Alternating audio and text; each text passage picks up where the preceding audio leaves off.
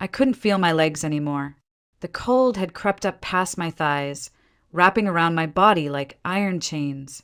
My arms flailed through the thick, black water, each movement heavier than the last, my breath turning ragged as panic took over.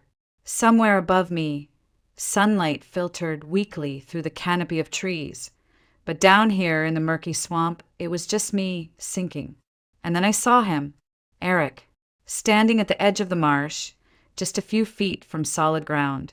He watched me with a strange calm. Not fear, not love, not even worry, just quiet satisfaction. Eric, I gasped, please, please help me. He didn't move. He crouched down slowly, resting his arms on his knees, and tilted his head like I was some animal caught in a trap. I've been waiting for this moment for 12 years, he said softly, almost lovingly. It's poetic, really. I stared at him, too stunned to speak. This is what freedom looks like, he continued. You've always been so strong, so driven, so untouchable. And now look at you, helpless, drowning in the very thing you thought you could control. Tears blurred my vision, mixing with the stinging sweat on my cheeks. I tried to scream, but my voice cracked under the weight of disbelief. You're not serious. Eric, please, I'm your wife.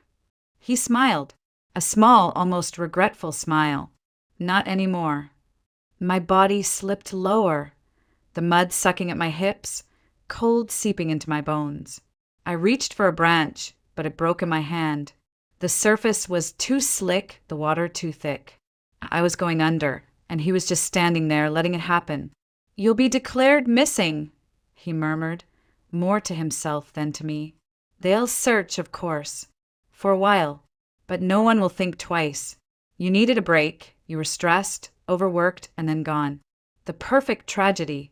I screamed again. Not words, just raw, primal desperation. A sound I never knew I was capable of making. And still he didn't flinch. He just stood up. I'll circle back in 2 hours, he said coldly. If you're still floating, I'll drag you back in. But I doubt you'll last that long. By the time they find you, if they do, you'll already be a memory.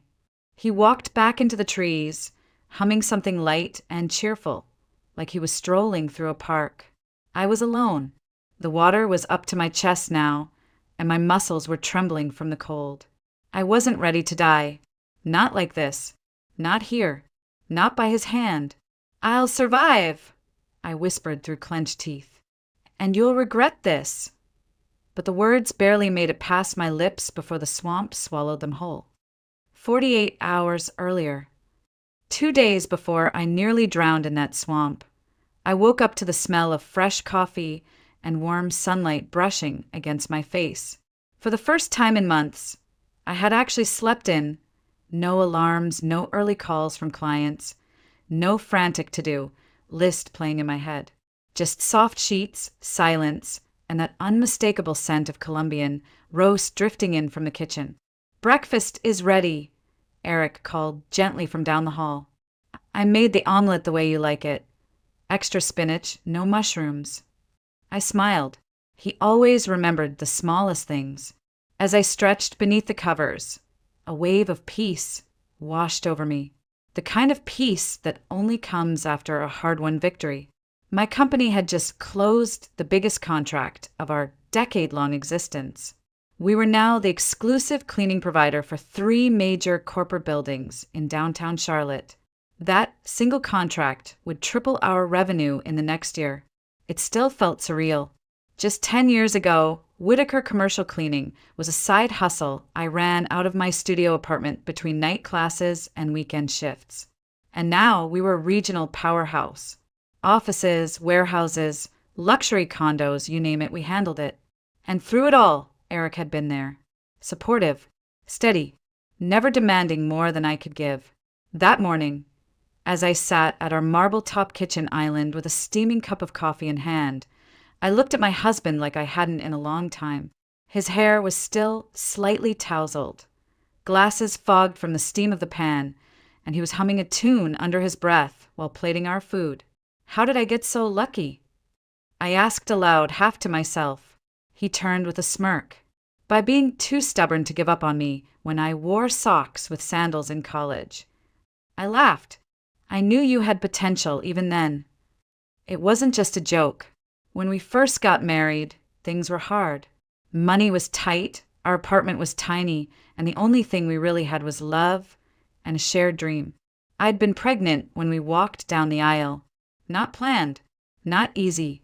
And then, barely a month after the wedding, a drunk driver changed everything. I lost the baby, and with it, the doctors told me I might never be able to have children again. It nearly broke me, but Eric never let go. He sat by my hospital bed, holding my hand through the worst of it. While I fell into silence, guilt, and grief, he built a shell around both of us and stood guard. In the years that followed, we stopped talking about children. We never really talked about the accident again, either. It just became this quiet space between us. Painful, but sacred. Instead, I poured myself into work. And Eric, sweet Eric, never complained. He picked up the slack at home, cooked dinner, folded laundry, ran errands, and sometimes even answered my business emails when I forgot. He called himself the house husband of the year. I called him my anchor. He taught part-time at the university, mostly literature and critical theory, but he was happy staying in the background. At least that's what I thought. I never once heard him complain about my long hours or the late-night strategy meetings. We were a team, or so I believed. That morning, sitting across from him, everything still looked perfect. Our condo in uptown Charlotte was sleek and spacious, filled with warm wood and soft, neutral tones. Floor-to-ceiling windows caught the morning light just right. We had art on the walls, books lining the shelves, and a life that, on paper, should have been enough for anyone. But somewhere between sips of coffee and small talk, I noticed something. He wasn't looking at me. Not really. His eyes were fixed just to the left of mine, like he was listening but not absorbing anything I said. And when I reached out to brush a crumb from his chin, he flinched, just a little, but enough for me to notice. "Are you okay?" I asked. He blinked. "Yeah, just tired." "You haven't been sleeping much lately." "Neither have you," he replied, then quickly added. "But it's normal, right? Big milestones, big stress." "Right," I said softly, but something inside me tugged. Something didn't feel right. Still, I brushed it off. We'd been through worse. Maybe we just needed a break from the noise. Time to reconnect. I had no idea how much noise was really hiding beneath our silence.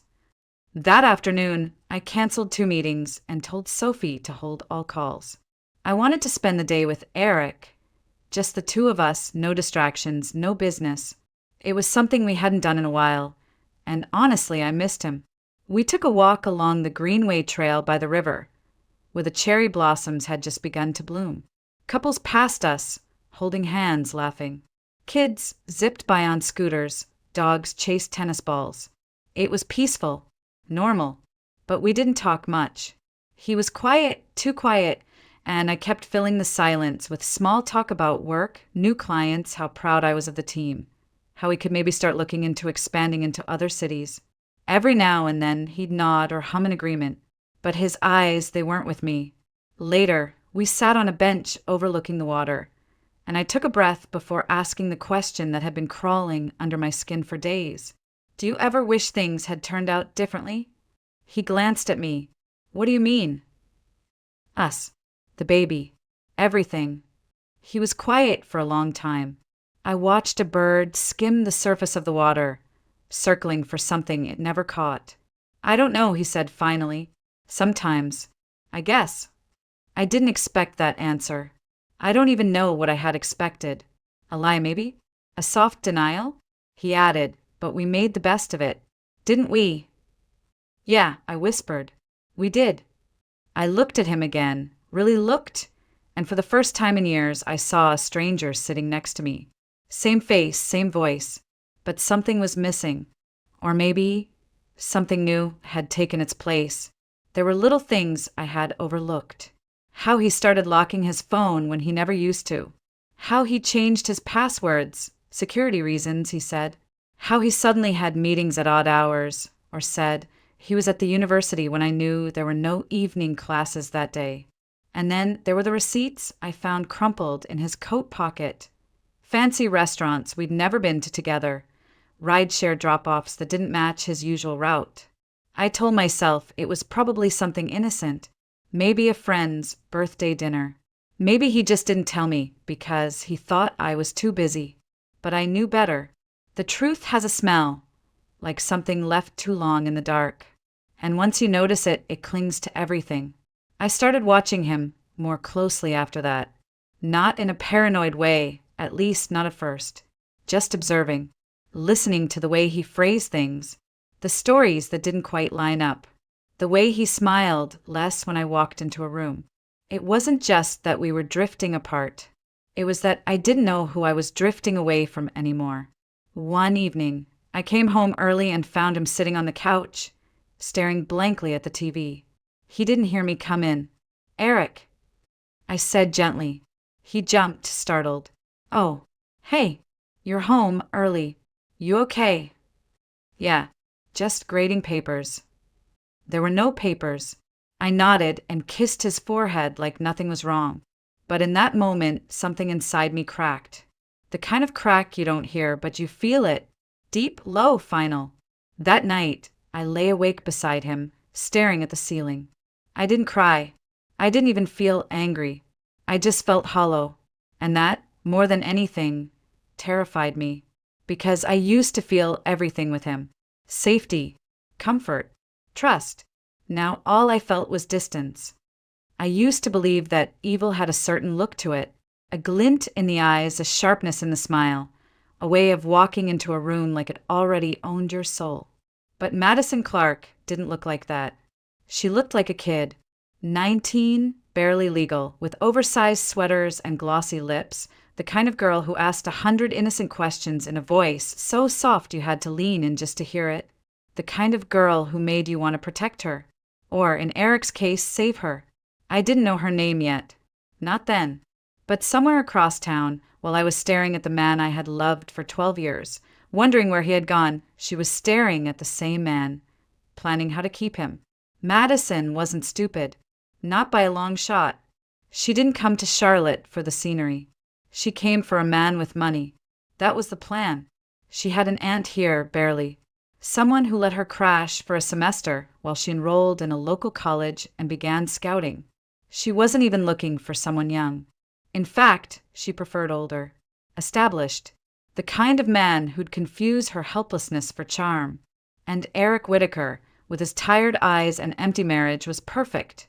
She met him on campus, played the struggling freshman card, slid into his office hours with questions she already knew the answers to, told him how smart he was, how safe he felt, how kind.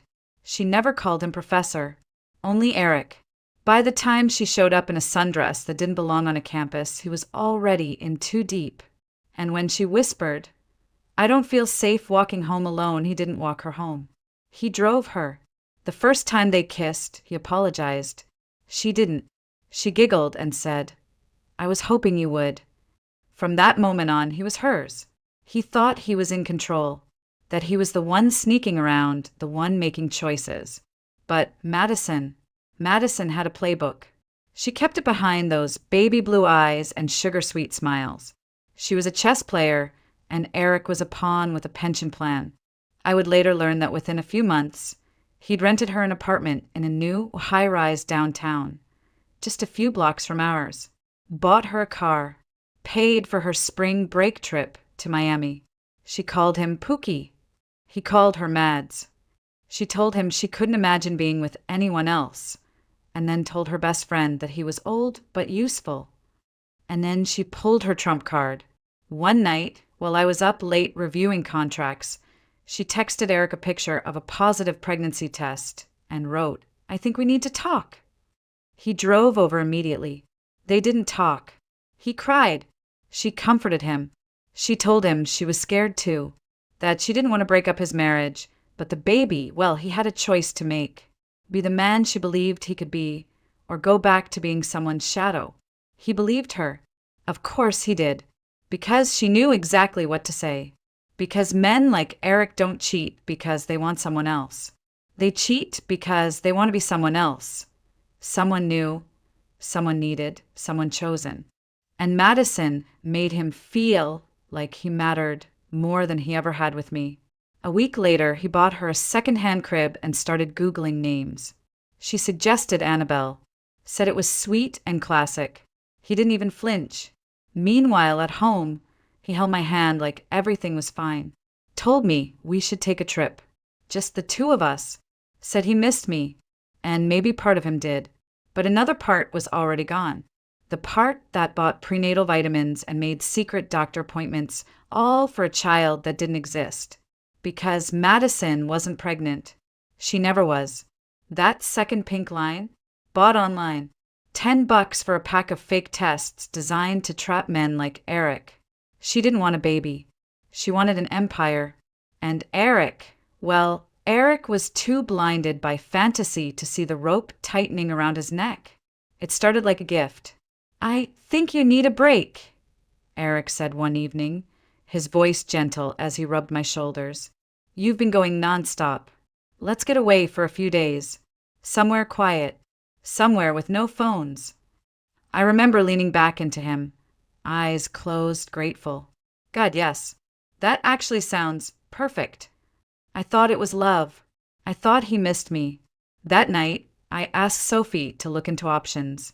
Just a short trip, somewhere close. Maybe the mountains. A spa if possible. Nothing fancy, just a reset. "Are you sure you want me to handle this personally?" she asked, hesitant. "Yes," I said. "Eric and I need this. But I don't have time to plan. Just make it peaceful. Remote. Disconnected." She nodded. "I'll find something." Sophie had always been thorough. In 6 months as my assistant, she'd proven herself sharp, unshakable, and fiercely loyal. She was the kind of woman I would have trusted with my passwords, my calendar, my company. And now my life. She found the place 2 days later, a secluded mountain resort in the Blue Ridge. Private cabins, natural hot springs, guided hikes through national forest. No cell towers nearby. No Wi-Fi in the rooms.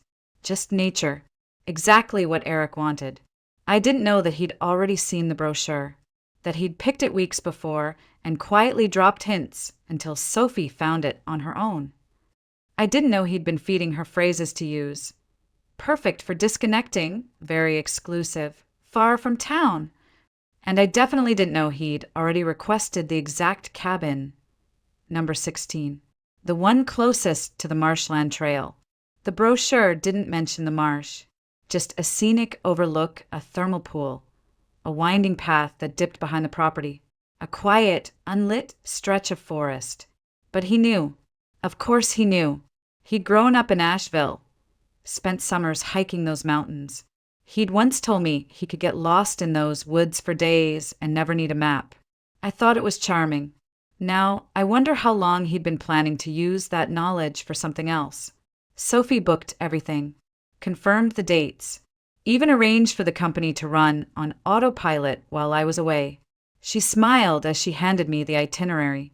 "Everything's taken care of," she said, and I believed her. She had no reason to suspect anything was wrong. Eric had been careful, subtle, always playing the part of the doting husband. Even she had fallen for it. Looking back, I don't blame her. He fooled me too. The night before we left, Eric was unusually affectionate. He made dinner, my favorite, shrimp risotto with lemon zest. He poured wine, lit candles, put on a playlist we hadn't touched since our 5th anniversary. It felt like time travel. For a moment, I let myself believe this was real, that we were healing, that this trip could be the beginning of something new. He kissed me softly that night, held me longer than usual, whispered, "You're everything to me." And I believed him. God help me, I believed him. I didn't know I was packing for my own disappearance. I didn't know the man I was kissing goodbye in our hallway mirror was already imagining a world where I didn't exist. He carried my bags to the car the next morning, and I smiled at him the entire ride there, thinking this is going to save us. The first hour of the drive we talked. Nothing deep, just road trip chatter, the weather, the trees changing color, a playlist we both pretended to enjoy. By the second hour, the silence grew. I looked out the window while he drummed his fingers on the steering wheel. There was something in the way he kept checking the GPS, even though I knew he'd been to the mountains a dozen times. He didn't need directions. He needed control. When we arrived at the resort, I was struck by how beautiful it was. Tucked into the hillside, with pine trees hugging every side and mist curling off the rooftops, it looked like a dream. Our cabin had a stone fireplace, wide wooden beams, and a view of the forest so dense it swallowed the sun before dusk. It was quiet, too quiet. There was no cell signal, no Wi-Fi, just us, and the hush between us that felt heavier than the air outside. "I told you it would be perfect," Eric said, setting our bags down.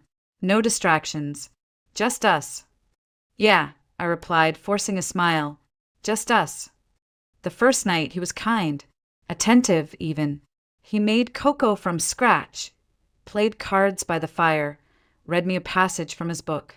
But it all felt rehearsed, like he was trying to convince both of us that this was still what it used to be.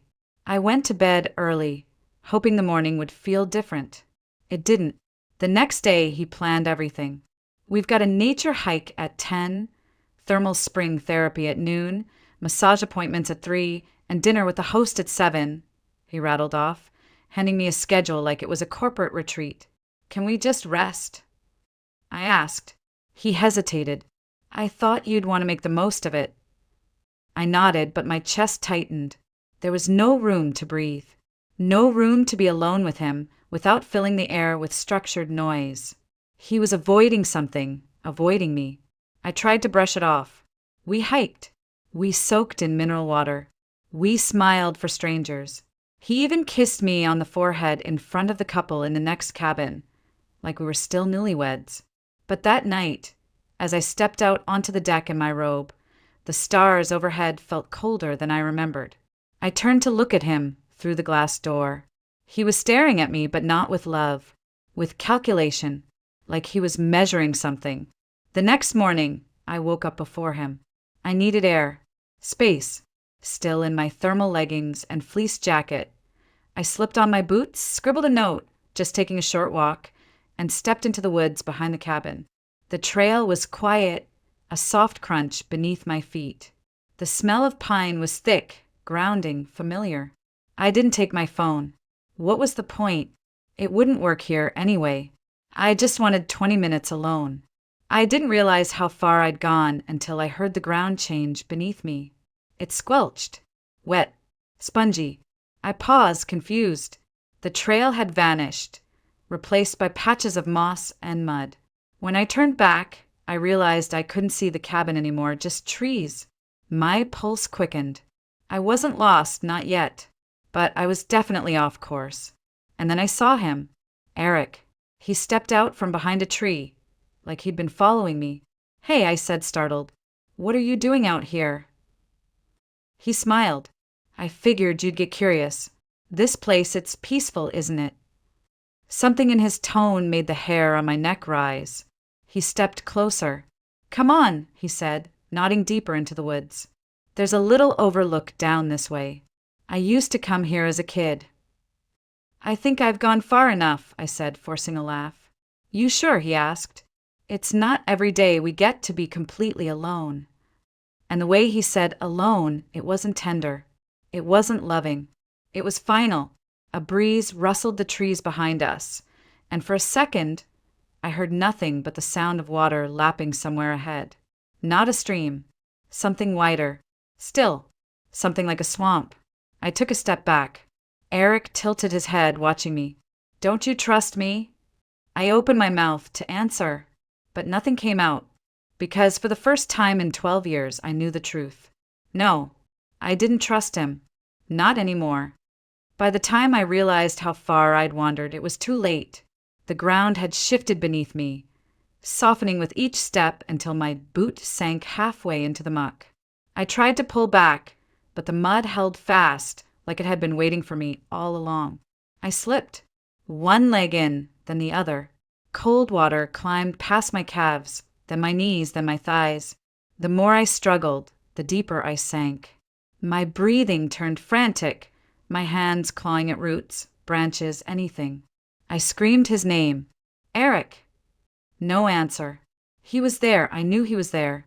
Somewhere just beyond the trees. Watching. Waiting. I screamed again. Nothing. And then I stopped screaming. Because I knew. He wasn't coming. I was alone. The swamp was still. Birds had gone silent. Even the wind seemed to hold its breath. My legs had gone numb. My fingers shook violently, unable to grip the slick roots anymore. I felt my body slipping into stillness. I won't die like this, I whispered. I won't let him win. But the words tasted like lies. And then, just as I closed my eyes, there was a sound. Footsteps. Soft at first, then faster, urgent. A figure crashed through the brush, tall and broad-shouldered, eyes wild with alarm. Hold on, the man shouted. Don't move. I've got you. I couldn't speak. I couldn't even nod. But I saw him, really saw him, as he stretched out across the mud, belly down, holding a long wooden branch toward me. Take it, he said. Grab on. My fingers wrapped around the branch with the last of my strength. Inch by inch, he pulled me forward, never letting go, murmuring steady words I couldn't understand, but somehow trusted. When I finally reached the edge, he didn't hesitate. He scooped me into his arms, mud and all, and carried me like I weighed nothing. That was the last thing I remembered. I woke up to the scent of eucalyptus and antiseptic. A soft beeping echoed in the background, and my body ached in places I didn't know existed. My lips were cracked, my arms bandaged. I was lying in a bed, not a cabin bed, but a medical one, a private clinic by the look of it. Warm light, pastel walls. Somewhere safe. And sitting beside me in a weathered leather chair was the man from the woods. He looked up from a book, startled. You're awake, he said, standing slowly. God, you scared the hell out of me. Who are you? I croaked. Logan, he said. Logan Pierce. I run the resort. I was out checking the trails when I saw you go off the path. I blinked at him, confused. You saw me? He hesitated, then nodded. I saw everything. I felt the blood drain from my face. The man who left you, he added quietly. Your husband. I couldn't speak. My body began to tremble. I waited until he left, Logan continued. I wasn't sure what he was doing at first. But then I saw you and I knew. He looked away, jaw tight. You would have died, he said. He would have let you. I stared at the ceiling, unable to process it all. My chest rose and fell with shallow, panicked breaths. There's more, he said gently, reaching for a folder on the nightstand. The doctor thought I should be the one to tell you. I turned my head slowly. You're pregnant, Logan said. The world stopped moving. Pregnant. The word echoed in my chest like thunder rolling over quiet hills. I wanted to cry, to scream, to laugh, but I could do none of it. I just stared at Logan, blinking in disbelief. You're sure? I whispered. He nodded slowly. The doctor confirmed it this morning. Early stage, maybe 5 weeks. 5 weeks. That meant before the cabin, before the swamp, when things still felt like they could be fixed. I turned away, not from Logan, from the weight of everything that had happened, from the pieces of my old life that had shattered beneath the water. Eric didn't know, and I wouldn't tell him. Not yet. Logan kept his promise. He said nothing to the staff, paid my medical bill in full, told them I'd fallen on a trail and he'd rescued me, nothing more. When the police questioned him about a missing woman whose husband had filed a report, he answered calmly. She left early that morning, he told them. Said she needed space. I assumed she'd gone home. They didn't push. There was no security footage, no cabin neighbors, and no one cared enough to look twice at the man reporting her missing. Eric played his part, I'm sure. Shocked, distraught, maybe even weeping over my disappearance. But by the time he filed the report, I was already gone. Logan helped me disappear. We left that night, 2 hours after the last ranger clocked out. I rode in the back seat of his Jeep, wrapped in a wool blanket, head pressed to the glass as we drove away from the mountains and toward something I didn't yet understand. He took me to a safe house on the outskirts of Charlotte, one of the older properties owned by his family, barely furnished, forgotten. It was perfect, quiet, untouched. No one knew it existed. There, I began to heal. It took time. My body was weak, bruised, still bearing the cold from the swamp. But the baby was strong. At night, I would lie on the couch with a hand on my belly and whisper, "You're safe now." I said it more for me than for the child. Logan checked in every day. He never pushed, never asked about Eric, never treated me like a victim. He just brought food, books, vitamins, sometimes flowers from his greenhouse, sometimes silence. The silence was what I needed most. 2 weeks passed before I asked him to bring my laptop. "I have work to do," I said. He didn't ask questions, just nodded. I logged into my old accounts, changed passwords, reviewed every contract I'd ever signed, every trust, every document Eric had ever skimmed and assumed I wasn't smart enough to protect. He was wrong. My company was mine, legally, structurally, financially. I'd built it from scratch before he ever touched a dollar of it. And when we got married, I'd followed my father's advice. Trust is earned, but paperwork is permanent. So I kept everything separate, which meant when Eric tried to move on, he would learn something horrifying. He had nothing. The joint accounts? I drained them the night I arrived at the safe house. Every cent transferred to my trust. The house? Leased in my name. Purchased through my holding company. I terminated the lease. The car? Registered to the business. The credit cards? Cut. By the time Eric returned to Charlotte expecting a grieving widow's windfall, he found a cold, empty house with no electricity, no water, and no access to a single account. He called me. I didn't answer. He emailed. I deleted it. Then he showed up at the front gate of my company building, demanding to speak to me. Sophie met him in the lobby. Her face was steel. "She's not here," she said. "She won't ever be here again." "Where is she?" he snapped. "You don't get to erase a person." Sophie looked him in the eye and said, "She didn't erase you. You did that all on your own." Then she turned her back and walked away. I watched the security footage from my safe house, watched him unravel in a 3-piece suit he couldn't afford, surrounded by people who no longer answered to him. And for the first time in months, I smiled. I gave birth in early spring. It was raining the day she came. A soft, silver rain, not the kind that roars or threatens, but the kind that cleanses, that whispers of something new. Logan drove me to the hospital, white-knuckled the whole way, even though I kept telling him I was fine. "You say that," he muttered, "but you're breathing like you're about to break the steering wheel in half." I laughed, even through the contractions. We decided not to call anyone else. No press releases, no family, just him and me. A quiet birth for a quiet beginning. I named her Lily, not after anyone, just because it felt right. Simple, pure, untouched by everything that had come before her. When the nurse laid her in my arms, I stared at her face, her dark lashes, her tiny fists clenched like she was already fighting for her place in the world. "I promise," I whispered to her, "you'll never have to earn your safety." She opened her eyes, and just like that, the war inside me went still. I stayed in the safe house for 3 more months. No social media, no interviews, no public statements. I rebuilt my company from behind a firewall, reshaping departments, investing in people who never got their shot when Eric was around. I let Sophie run the day-to-day, and she did it better than I ever could. Logan came by often, at first with groceries, then books, then toys for Lily, then dinners he cooked himself, sometimes burned, sometimes perfect but always made with care. He never pushed. He never asked for more.